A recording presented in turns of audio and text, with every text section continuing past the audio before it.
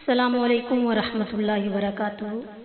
نحمده ونصلی علی رسوله الکریم، اما بعد فاعوذ باللہ السمیع العلیم من الشیطان الرجیم، ربی اشرح لی صدری ویسر لی امری واحلل عقدۃ من لسانی یفقہوا قولی۔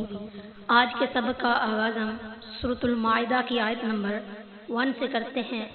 اعوذ باللہ من الشیطان الرجیم، بسم اللہ الرحمن الرحیم۔ یا ایہا الذین، اے وہ لوگو، آمنو جو ایمان لائے ہو، اوفو پورا کرو، بالعقود اپنے عہد کو، احلت لکم حلال کیے گئے تمہارے لیے، بہیمۃ الانعام چوپائے مویشی، الا سوائے ما یتلا علیکم جو پڑھے جائیں گے یا سنائے جائیں گے تمہیں، غیر مگر محل الصید حلال جانے ہوئے شکار، وانتم جب کہ تم حرم احرام میں ہو، ان اللہ بے شک اللہ تعالی یحکم حکم کرتا ہے، ما یرید جو چاہے۔ اے لوگو جو ایمان لائے ہو، عہد پورے کرو، تمہارے لیے چرنے والے چوپائے حلال کیے گئے ہیں، سوائے ان کے جو تم پر پڑے جائیں گے، اس حال میں کہ شکار کو حلال جاننے والے نہ ہو جب کہ تم احرام والے ہو، بے شک اللہ فیصلہ کرتا ہے جو چاہتا ہے۔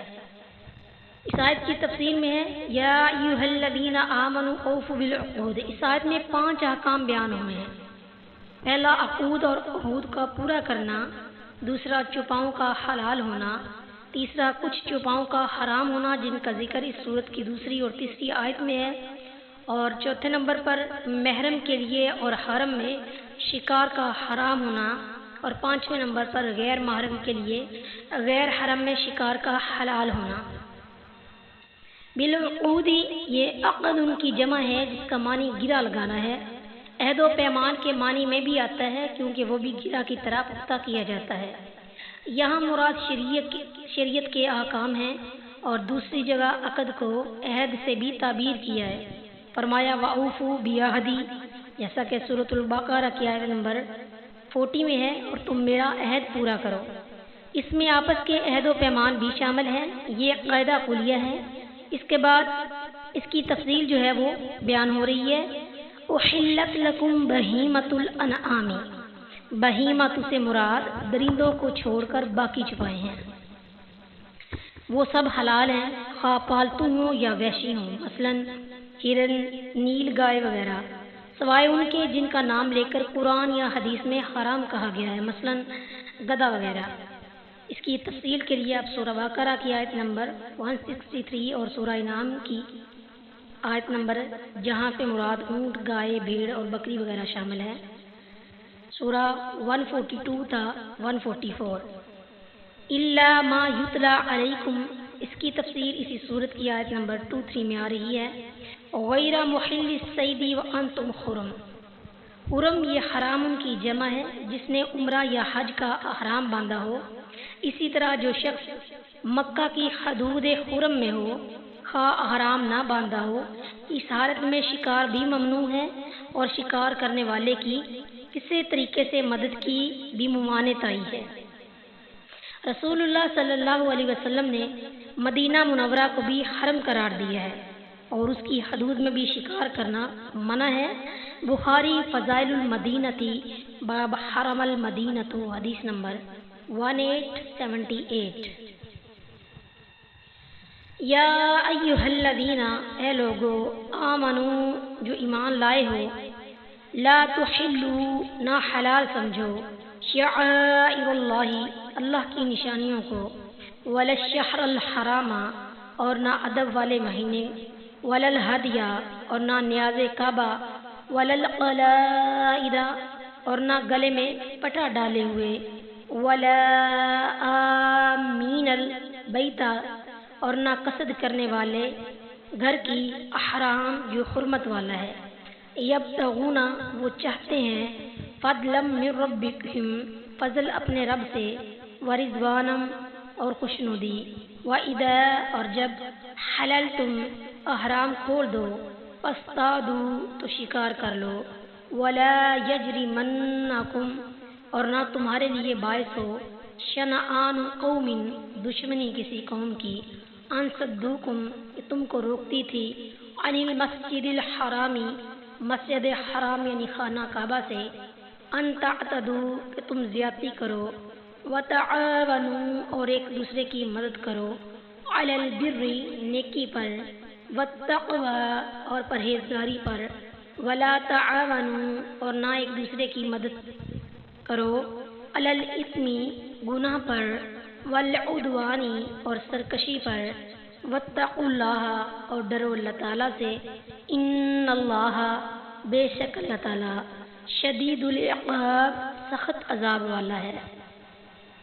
اے لوگو جو ایمان لائے ہو، نہ اللہ کی نشانیوں کی بے حرمتی کرو، اور نہ حرمت والے مہینے کی، اور نہ حرم کی قربانی کی، اور نہ پٹوں والے جانوروں کی، اور نہ حرمت والے گھر کا قصد کرنے والوں کی، جو اپنے رب کا فضل اور خوشنودی تلاش کرتے ہیں، اور جب احرام کھول دو تو شکار کرو، اور کسی قوم کی دشمنی اس لیے کہ انہوں نے تمہیں مسجد حرام سے روکا، تمہیں اس بات کا مجرم نہ بنا دے کہ حد سے بڑھ جاؤ، اور نیکی اور تقوی پر ایک دوسرے کی مدد کرو، اور گناہ اور زیادتی پر ایک دوسرے کی مدد نہ کرو، اور اللہ سے ڈرو، بے شک اللہ بہت سخت سزا دینے والا ہے۔ لا تحلوا شعائر اللہ، شعائر یہ شعیرتن کی جمع ہے، جو فعیلتن بمانی مفعلتن ہے، یعنی ہر وہ چیز جس پر نشان لگایا گیا ہو یا جو بطور علامت مقرر کی گئی ہو۔ مراد وہ چیزیں ہیں جن کا اللہ تعالیٰ کے ساتھ خاص تعلق ہو، اور اس خاص تعلق کی بنا پر ان کی تعظیم کی جاتی ہو۔ بعض نے اسے عام رکھا ہے کہ اس سے مراد اللہ کے تمام اوامر و نواہی ہیں، اور بعض نے حج و عمرہ کے ساتھ تعلق رکھنے والی چیزیں مراد لی ہیں۔ لا تحلوا کا مطلب یہ ہے کہ ان کو ترک نہ کرو اور ان کی بے حرمتی نہ کرو۔ ولا الشہر الحرام، حضرت ابو بکر رضی اللہ تعالیٰ عنہ سے روایت ہے کہ رسول اللہ صلی اللہ علیہ وسلم نے حجۃ الوداع کے موقع پر فرمایا، سال کے 12 مہینے ہیں، جن میں سے 4 حرمت والے ہیں، 3 مسلسل ہیں، ذوالقعدہ، ذوالحجہ اور محرم، اور ایک رجب جو جمادی الاخری اور شعبان کے درمیان ہے۔